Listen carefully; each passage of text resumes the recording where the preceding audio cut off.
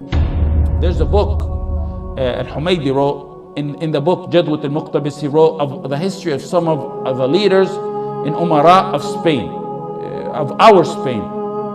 And he wrote about a story about one of the leaders, and it included Ibn Hazm, the great Imam Ibn Hazm's father, who was from Spain. You know, Ibn Hazm was from Andalus. The leader, his name is Al-Mansur. Al-Mansur had a day when people would come into him and convey their problems, write letters of request, speak to him about matters. One day a woman came in pleading that her son be released from prison. Al-Mansur had imprisoned her son. She came begging and pleading that Al-Mansur release her son. When the captive's mother cried and began to beg Al-Mansur, he got even more arrogant. And he said, "Oh, you reminded me, your son is still a captive? Oh, we're going to execute him." So he took out a paper to write his order, as he always does. They go by the order of the paper. And he said, "Yuslab." He said, "Yuslab," meaning crucify him. When he wrote it on the paper, he said, "Yutlaq," which means release him.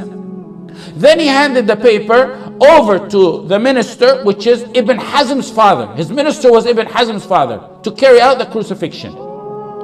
Sometime later, maybe the next day, he asked his minister or deputy, Ibn Hazm's father, "Did you carry out the crucifixion?"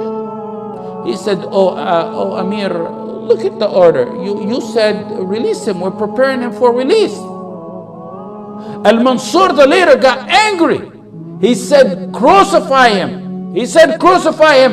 But as he's writing it, he said, "Yutlaq," release him. He's saying crucify him. His hand is writing, release him. And he gives it to Ibn Hazm's father. Again, he asked Ibn Hazm's father, "Did you people crucify that person, that prisoner?" He said, "Amir, you said release him. The paper says release him." A third time, he wrote, "Release him," while his mouth was saying, "Crucify him." Same scenario 3 times. When Al-Mansur asked for the third time, he showed him the paper in his handwriting. It says release. He's being prepared for release.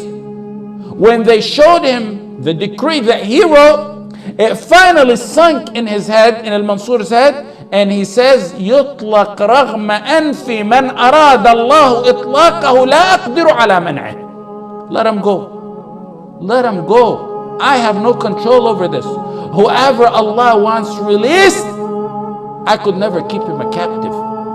Who made a leader with all his power and might and his intention say something his own hands couldn't even write it? He said something while his own hands wrote something different. It is Allah whom you should be relying on, who caused his hand to write something different than what his mind wanted him to write.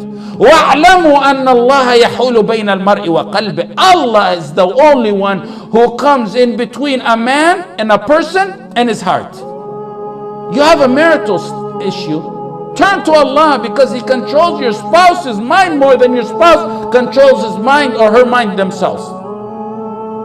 When it's a work problem, put your reliance on Allah and turn to Allah, because Allah has more control over your employer's mind than he does himself.